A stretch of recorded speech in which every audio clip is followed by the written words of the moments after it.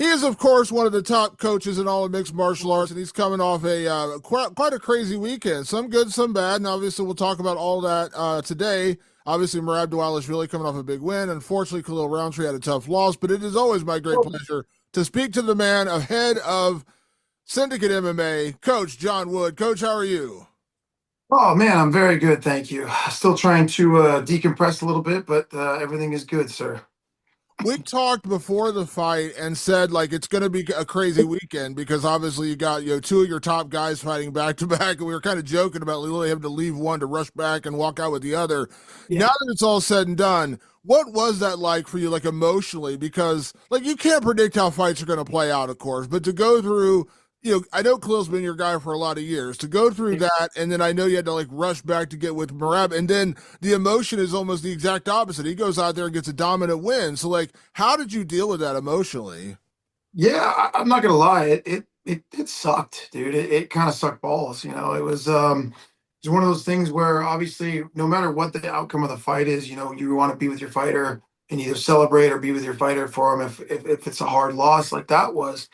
So that part just really wasn't enjoyable, you know, but they everybody knew the deal going into it. Everybody knew what we were stacked up against and what, you know, potentially could or couldn't happen.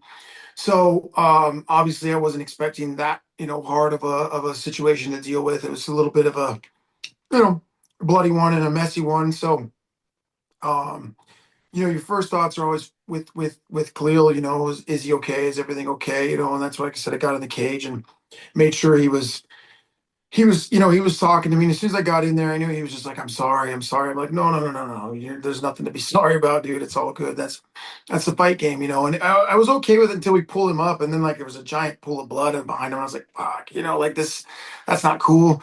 Sat him up on the stool, and like I said, I just said, dude, I love you. I'm sorry. I got to run back and handle this, and you know, went back and sprinted back, and they had somebody waiting for me and ran around all the way around the arena to the other side, got back in, changed all the clothes, and you know, put the different hat on and was ready to go, you know. And that's just kind of, I've said this before, it's that is the MMA game. It's the proverbial roller coaster. It's the highest of the highs and the lowest of the lows. And you know, I can say it's been a really weird um feeling, you know, like usually after a Rob win, something like that, especially that dominant, I'm just like bouncing off the walls. I come in super stoked, and you know, it took me till today. Honestly, I always kind of give myself a couple days of like when you know you have a loss like that, and it's somebody like I said you really care about and you've been with for so long. I give myself a couple days, and then after those couple days, it's gone, and you know, I'm good today. But it was a hard few days. It was weird. I kind of it was a really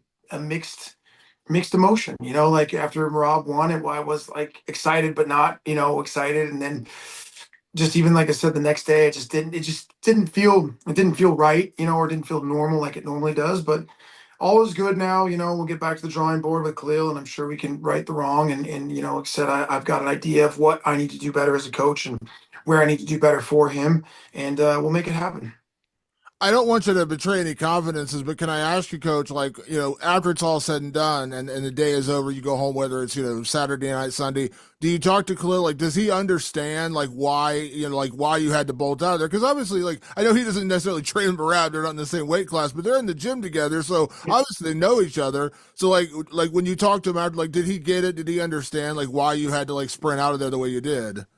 Absolutely, absolutely. Like, you know, and we talked the next night, the next day, you know, got on the phone the next morning, and absolutely like that's the cool thing about Syndicate and our gym and our team and our culture. Everybody is here for the team. You know, it's an individual sport, but we really do have a great team atmosphere. We have a great room. You know, that's why we're getting everybody in that room is very like-minded. Everybody in that room is very, you know, all for the next guy doing the best they can and there to support.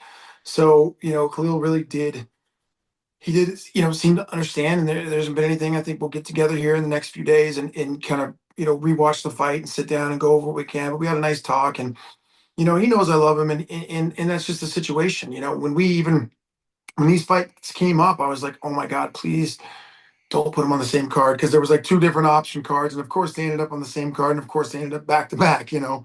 And it's just, you know, like I'm not going to complain about those type of situations, because those are the things that as a coach you want to be able to be put in those situations and try to rise to the occasion.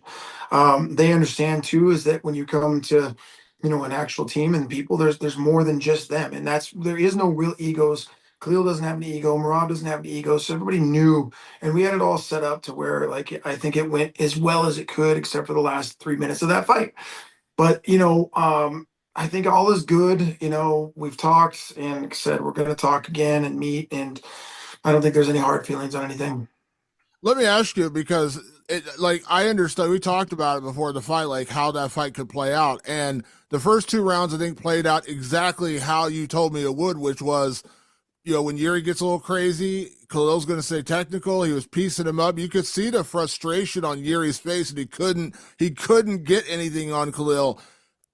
Third round happens, as you said, last 3 minutes. It's just Yuri kind of he basically had to do that. He had no Yeah. other option. He was down 2 rounds. Can I ask you, like, just like coming out of the fight, like, is that just the nature of that beast? You said, like, when you play that game, he can be a dangerous guy, but it's a double-edged sword. It was a double-edged sword the other way for the first 2 rounds, but obviously it went the other way in the third.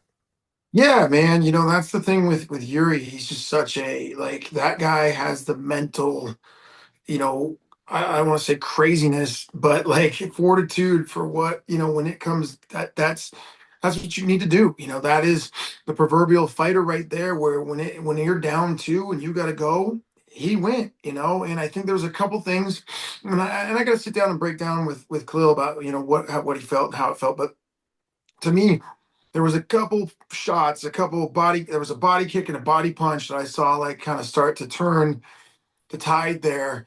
And he just, when Yuri felt that, and that is something that, like, in a fight, when you show any kind of thing and you have a guy like Yuri, he's gonna go. And he knew he had to go.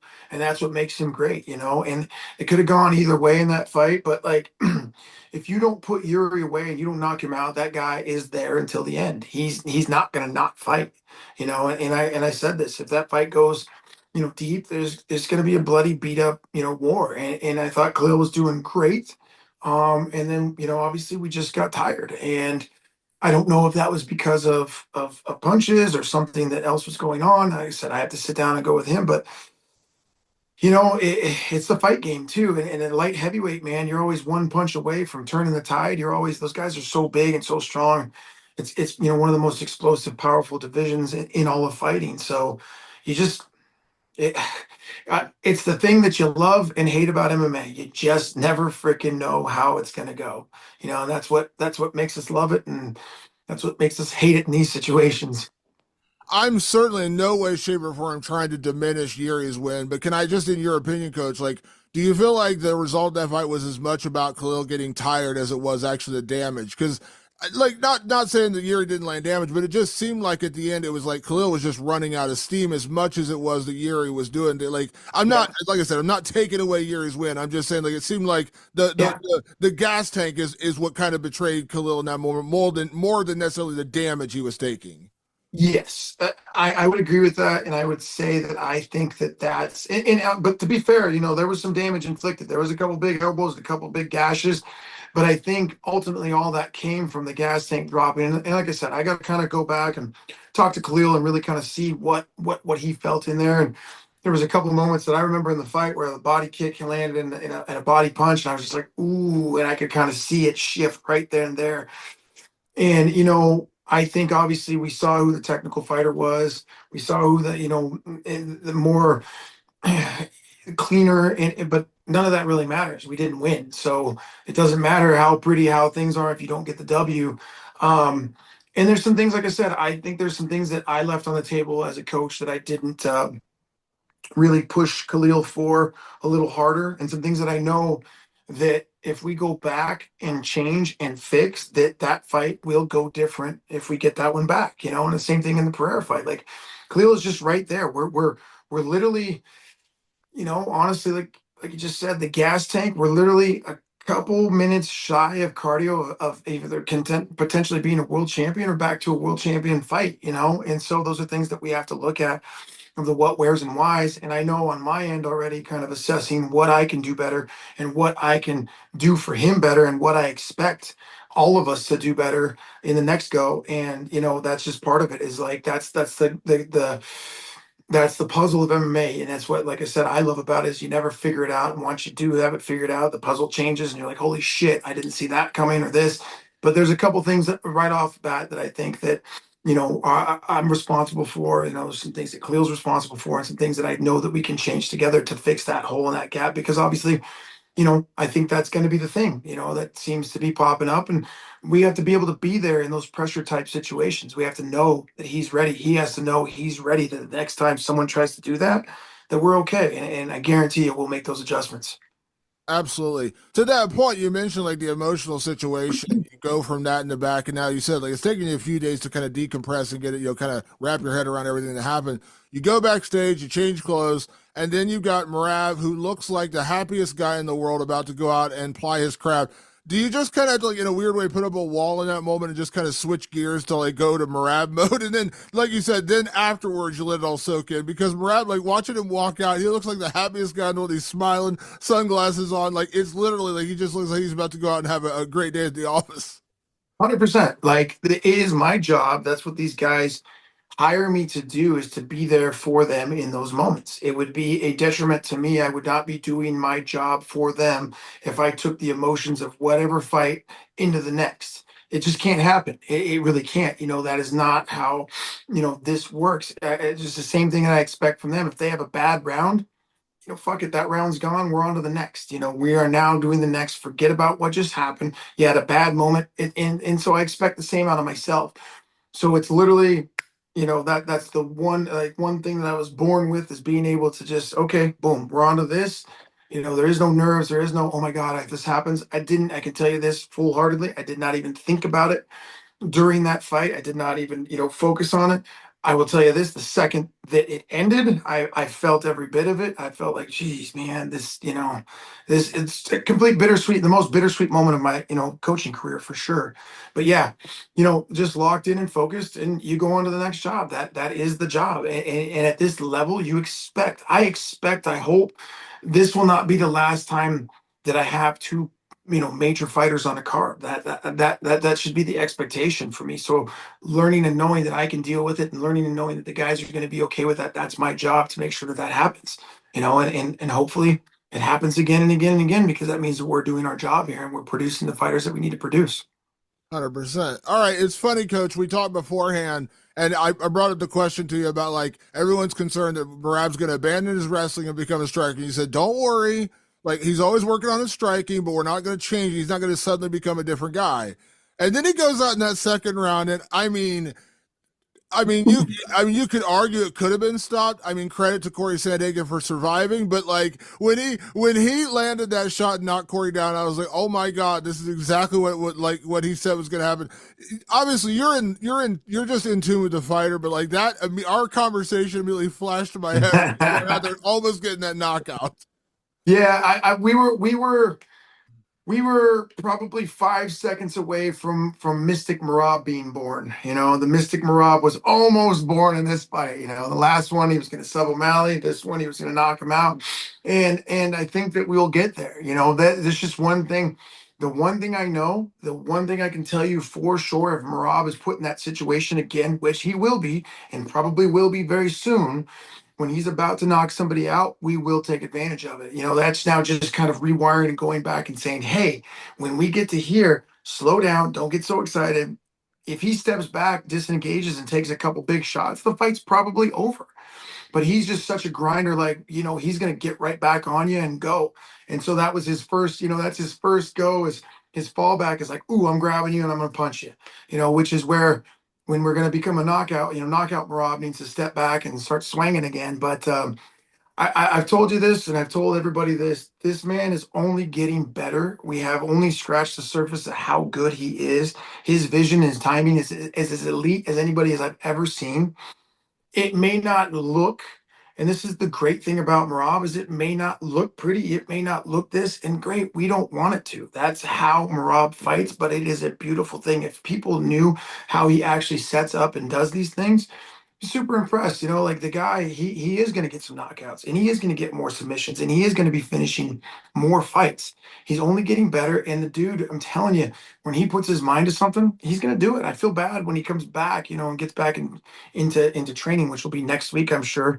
You know, he's going to be trying to lump up the guys in here even more. You know, so um, yeah, I was almost about to be. You know, I feel like a Merab almost knockout is just as good as a Merab knockout, you know, so we're headed in the right direction. Um, I know that, like, and credit to Cory. You know, Cory hung tough in there. He obviously showed good takedown defense or good scrambles. I should not necessarily takedowns, but defense, like scrambling out of bad positions. But Merab was on him. I kind of say like a pit bull on a poodle. Like it was just like he was just not letting him go. And it's funny, and I understand pre-fight talk is what it is. Like people are going to say things, they're going to be confident, and he should be.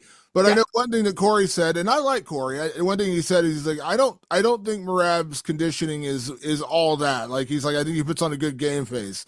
Now, I'm not saying Cory got tired in that fight necessarily, but I thought Merab had the same energy. Like round one, I felt like Merab was like downloading information, seeing what was there, and then from round two to round five, it was just all Merab. Did you? Yeah. I'm curious. Like, I'm not trying to get you to take a post-fight shot at Cory Sandhagen. When you see a comment like that and saying, "I don't think his conditioning is all that," and then you see that kind of performance where he is just literally mashing down on the gas pedal from minute one till minute 25, there's no question Merab has the best conditioning in all of mixed martial arts. There was no question before it. There's no question 3 fights ago. There hasn't been a question. These guys, listen, Cory is the next best guy in the world at that division, you know, to fight to the champion. You're the next best guy.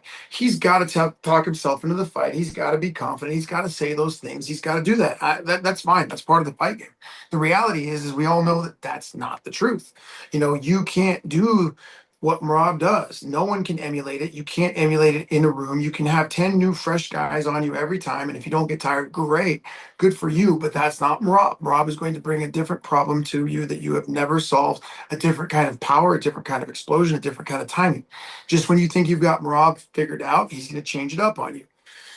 I don't fault Cory or anybody. Like I said, these guys all talk. You know, Petr Yan's doing a thing now. It was 50% for his last fight. Yeah. Whatever. Like I get it. The guys have. It's part of the fight game. You got to talk yourself into a title. And the only thing is that you know, I don't think Cory was necessarily disrespectful about anything. Like I said, I feel like he's a respectful guy, and he had to talk himself into that fight and make it an interesting deal. And so it's some of these guys that talk themselves up so big, and then you just get smashed, and then you got to go deal with that after. You know, I think that at this point in time, everybody's going to say the same thing. I think I can figure this out. There's another guy I just saw that he's got, he's the one to beat Merab. He's the one to this. He's the one to that. Like, yeah. Like, I get it. Everybody should be saying that. Everybody should want to fight the best guy in the world, and that's Merab. And you're going to say whatever you think you can say to get yourself into a title shot. The reality is that none of that's real. You're not, and these guys, I think at this point in time, the first round, 2 rounds, you figure out, holy shit, this guy's not stopping. He's not letting off the gas. In fact, he's getting, more. He's going more. I'm getting tired. Cory's got a really good game face. Cory, I watched all of his fights, obviously did deep dive on all the game plan stuff, and he does slow down. He slowed down in the Umar fight. He slowed down, in some other fights where he doesn't look tired, but you can see that there's a difference from first to fifth, considerably. And so those are the things where you won't notice that much of a difference with Merab.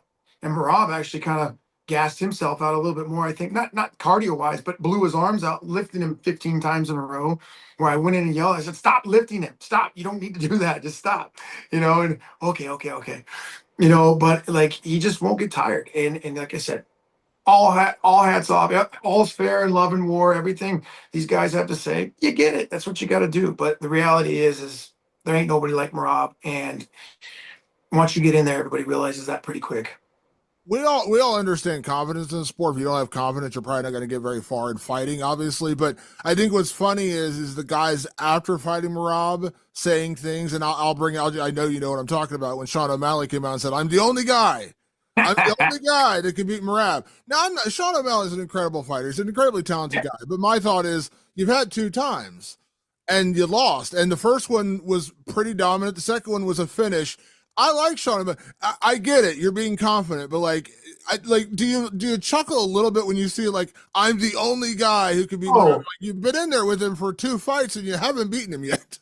I have a legit laugh. I actually, I really like the stuff that Sean puts out. I really don't think, like, I do think that Sean's, still one of the best fighters in the world, and I think that he's going to knock a lot of people out and have success. Do I think there's any chance in hell he beats Merab? No. Do I think he thinks there's any chance that he beats Merab? I think there's a, in the back of his head, maybe if I catch that one, if they fought 20 times, maybe he wins one of those. He's bound to catch a punch. Maybe, I don't know. But I don't know that he's taking himself that serious. Like when he says his stuff, it's pretty funny. Like I legit think it's funny. I don't know that he's, I'm sure as a fighter, we all believe, that all these guys should believe that they can do what, these things, that they can be the best in the world. And that's what has driven him to be a world champion. So does he really believe that? I don't. I don't can't read his mind, but I mean, come on, we've all seen what's going to happen, and I think it just probably gets worse there. But I think it's pretty funny. I think it's funny, and it makes me laugh, and it's entertaining, and I don't take any offense to that. Neither does Marab. It's the ones that, you know, the way Sean handled the last loss, I think was really good. It's the ones, like I said, now, Petr Yan's back into the mix, and then all of a sudden it's like I was 50% for the last fight. Why are we hearing about that now, like 2.5 years later, or whatever, how long has it been? 50%? Well, okay. Well, Marab's a lot better than he was then. So I think that's still going to balance out the same way for you. But it's just the whole, like, I do get tired of the whole fighters. Oh, I was injured. I was this. Don't take the fight then. Don't take the fight. If you got bad ribs, it's so bad that when you lose, you're going to blame because, you're going to blame it on that. Then don't. Why are we fighting? Don't fight. Just shut your mouth and do what you're supposed to do. Everybody gets in there injured. I cannot tell you how many times Merab's been in. I'll tell you this: when Merab fought Petr Yan, we had some nasty injuries. His hand was the size of a football when he went in there. He could barely get his hand in the glove. He had a complete broken hand in that fight. Going into it, you never hear a word about it. You'll never hear a word about those things, and he still did what he did. So guys, like I said, again, everybody's going to say whatever they need to say to feel better, and that's okay. That's part of the game. I just like the whole injury thing. Saying you can beat another guy, no problem. I'm good with that. But oh, I lost because of injury, or this is going to go. It's like, that gets a little kind of cringy.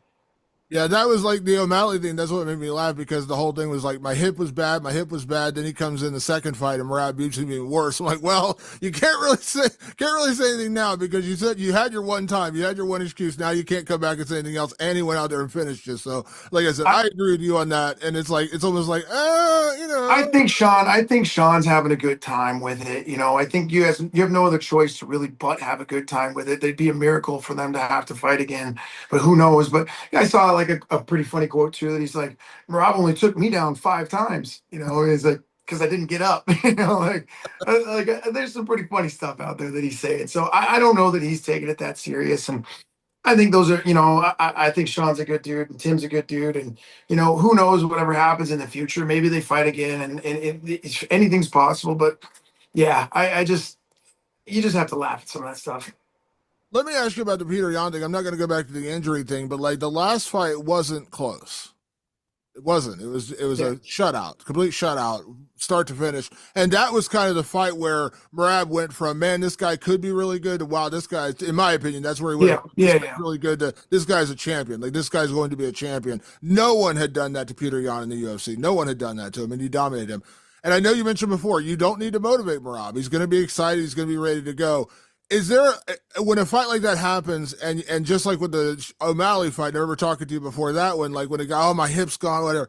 Is there like almost like an emphasis of like going out there, not you go out there get a win is what's most important, but like there's a little bit of emphasis like, oh, you're 50%. Well, we beat you 50-45 the last time. Now, much like the O'Malley fight, maybe this time Merab will go out and sub you, or maybe Merab will go out and knock you out. Like, is there almost an emphasis of like, let's just shut this guy down? Yes, I believe that. Like, I'm quite happy when guys start talking shit to Rob or saying things or whatever. The man doesn't need motivation. Like, you just saw, like, there was no beef between him and Corey. But if you start kind of diminishing what he's already done to you, or diminishing his skill set, he is going to prove to you in a big way that that's probably not the smartest thing. I do think the Peter Yan fight goes. I don't see a world where Merab doesn't win it. Anything can happen. Like I don't try to shit talk or like try to diminish the skill sets. Like Yan is a great fighter. Again, I'm a big fan of Peter Yan. If it's not for Merab, I think that he's in the title contention. Same thing with Sandhagen. I'm fans of these guys. I like watching them. I like their coach. They're very well coached guys. But I just don't see right now. Merab has only gotten better. I'm not saying Jan hasn't gotten better. I'm not in that camp. I don't know. But Merab has gotten better. And by that time, he will get better. And I think if you go back and watch what happened in that fight, this Merab finishes that Peter Yan, no problem. And in multiple different ways. And I think that that's what you're going to look. I've said it, I said it a year ago when the victory lap starts, we're going to go back and try to finish all these guys that we're going to have to fight again. And he's obviously probably on that list.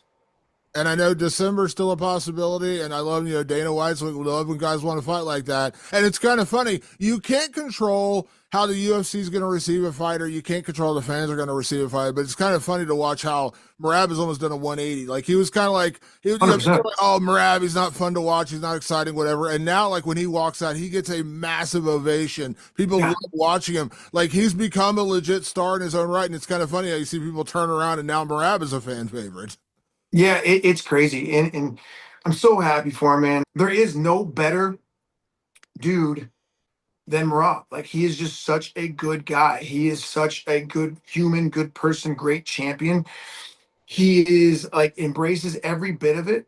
And he deserves like he no one came at it harder than Merab. No one came up through a division like Merab did through all the killers that he had to fight and get no respect for it. And so for that to turn around now and for to watch the people love him the way they do is amazing. And I love it. And and just to say this, Merab was on the phone the next day texting, Hunter, Dana, I want December. I want to fight in December. Like I'm just waiting for the call back to say, are we on or not? So I can plan my, my Christmas, my wife's birthday, and all these things that I had ideas and plans for in December that might be changing now. And he wants it. He 100% wants to break that record, be the first guy to ever defend 4 times. And again, the dude is in the gym training like it's fight camp every day anyways. His sparring is harder than most of his fights. It really is. Like the things we throw at him in here trying to challenge him is way harder than what he gets in the fights. In almost every fight, again, not being disrespectful, but almost every fight he comes out, he's like, "Coach, you're right. That was easier. That was easier than training." And he's just happy and he's ready to go. You saw him. He'll be shadowboxing and jumping around at 6 a.m. dead ass sober. The dude don't drink. He's doing those things, like a madman. He's just a ball of energy. So I know he wants to do it. I know he's gonna get back in there if they let him do it. And he's really, pushing for it like hard. So I think we'll find out today or tomorrow. But man, like that's gonna set him. I told you I think that Merab breaks records that will never be broken again. Ridiculous. I got real quick before we get Cheddar, Coach. I got to ask you to step on a bit of a landmine because I know you've done a couple of interviews since the fight, and you were talking about like the improvement that Merab has made. You mentioned about the eventual potential rematch with Umar, and you said we finish Umar if we fight him again. We finish Umar. Let me ask you this question though. We got about 2 weeks to go. We're going to see Umar fight Mario Batista. Now, in one world, you think Mario winning would be a great new challenge, somebody new, because we just talked about the potential of having to do victory laps. But at the same time, there's Umar, who everyone said was the boogeyman, the guy who could beat Merab. And to his credit, like Umar did well early, and then obviously Merab took over. Not that you ever root for anybody. I know you're not rooting for it, but is there a more ideal scenario? Like, would you rather do the Umar rematch because like that would just shut that down, or would you prefer the Mario Batista fight because it's somebody new? That's really up to Rob at this point in time, like what he thinks, and we haven't got, we obviously know that Jan's next, and more than likely, so we focused on that. Um, I don't know that does one fight get Umar back to the title, like probably because that's all, like he had to beat one ranked guy to kind of get the title shot. So it seems like he's kind of got the golden ticket to jump the line. And obviously, there's a lot of money and a lot of people backing him and want to see that, want to see that rematch and want to see, him become champion, which it really doesn't matter. I think that anytime there's a fresh matchup, obviously I think Batista would have to really go out there. If he finishes Umar, then I think he's obviously clear cut next. I don't even know, like, Batista's kind of in the old Umar stage where, or not Umar stage, Merab stage, where it's like I think you're gonna have to beat every single person in front of you to get that title, to get that title shot. So I don't know, it's very clear that the UFC favors Umar and would like to put him back in that. So I think it's a great match in that one too. I don't mind. I do like it just because I know how motivated Merab and he still thinks that Umar has disrespected him and is disrespecting him. And same thing, it's the same thing. Oh, I was injured, I was this, and I was that. Well, so were we, and you get a full healthy Merab versus a full healthy Umar, the same results happening, but again, I think worse for Umar. So I know that we would have a serious, motivation for that. So I always like seeing Merab when he's, a little bit fired up and wants to go out there and tear somebody's head off. So I'm good either way. I really don't have a preference on it. Like I said, I think we're gonna fight whoever comes up next, and we're gonna fight a few guys that we fought before if they're hanging around. It's funny I remember you telling me this. Like you said, like there was a moment where you wanted to pull Merab from the Umar fight. Like that's how 100%. it was. Like you wanted to pull him from the fight, and he still went out there and fought and did what he did. God is my witness. I was really hoping, that maybe the commission wouldn't clear him just because I knew how unhealthy he was. Again, I never put him, it was never a thing of like knowing he couldn't do it because his sparring, even how messed up he was for that, his sparring was so good. This dude would come in and could barely walk, was sick, and would get in there and just beat the shit out of everybody for 10 rounds. And I mean, like nothing was wrong. Great sparring, and then he would leave and be busted up again. So I knew that he was capable of doing it. There was never a question, and I knew that there was no way he was going to pull out of that fight. But it was a scary thought, because it's like going into the thought where it's like, okay, this guy is Umar is a tough dude. He's a very talented, tough dude from a really good camp. So those are those fears of like, oh my God, if I don't pull him out, something bad happens. This is on me. But again, I know what kind of dog I got in that fight, man. And Rob would have to lose a limb for me to probably pull him out of a fight ever. Last thing before you get your header, coach, it's kind of funny. Like I know Merab was asked about this at the post fight, and somebody's like, "Do you have interest in doing featherweight?" And he's like, "I'm a bantamweight. I want to clear out my division. I want to rule this division." And you mentioned like, "Hey, we'll do rematches, things like that." So I'm not going to ask you like, should he go to featherweight? But I do a podcast with Matt Brown, and we were talking about it. And Matt's a fighter, of course. He's been around, and he's like, I think Merab needs to go to featherweight because no one has a chance to beat him at bantamweight, and maybe if he goes to featherweight, he'll actually have some challenges. I think that says a lot when a fighter like that is just like, I want him to go to featherweight because I think he's just going to he's just going to run roughshod over everybody at bantamweight. What that says a lot about a guy when you literally have other fighters saying you got to go up because you can't find Yeah. challenges in your own weight class. Yeah. I mean, that's an amazing compliment to have. And again, those questions are already coming up. And, I think for me, I want Merab to be the greatest bantamweight ever, which in my mind, I don't think there's a question he already is. He I is. just He's the don't. goat. He's the I, goat. I just don't think, I don't think we're going to see another one of him for a while. If I think he needs to beat everybody in that top 10 and, if like I said, hang out for a while, break the records. And then when it makes sense and it makes, monetary sense, it makes sense for his legacy, then potentially those things come through, but there is no point right now. He's not having it's not so hard. Making weight sucks. Like everybody hates making weight. And he's clearly not a fan of that. That's the worst part. But he's still got to make weight if he goes up to 45. It's not like he's walking around at 145. He's still going to have to cut weight either way. But there are some potential, massive super fights if these things keep going the way they go. And I think in 2 or 3 more fights, then we're maybe starting to have those conversations. But I think we got an easy 3, 4 more fights, hopefully, in this division before that has to happen. Or, hey, guess what? somebody comes and says, we're going to give you X amount of dollars to fight X, this person for X, and it's a life-changing situation for him, I want his families, kids secured. Then you start making those kind of decisions where it's like, okay, this is worth it. But I think you're going to see Merab break all the records, and I do think we'll see super fights in the future. But right now, I want to keep him focused on doing what he needs to do. He's still got, like I said, a easy 3 or 4 more fights left in bantamweight where that makes sense. And then if we've destroyed everybody through there, then it's kind of like, all right, let's go up and test this and go from there. Absolutely. Well, it was like I said, another amazing performance from Merab, and I'm quite sure I know Khalil's going to bounce back from this. But obviously, you're always one of the busiest guys in sport. You got a million other fighters, a million other things going on. I remember last time we were talking about music. I can't remember. Are you? Because I know you're a metalhead. Are you a Ghost fan? The band Ghost. Do you like Ghost? You kind of up in the air for them. Yeah, they're a little too butt rocky for me. I don't, like I want to like them. It looks so cool, but they're a little too soft for me. How about Spirit Box? Are you a Spirit Box fan? Yeah. I like some Spirit Box. I definitely do. I was looking at my concert calendar and I was looking. I'm going to Ghost. I'm not gonna lie. I'm going to Ghost. I like Ghost, but I'm going to I Spirit would Box. go. I would like to go just to see the show. They've got things where they ban the phones. You can't take the phones in. So I'm like, okay, we're gonna see some cool shit. I love going to any metal show.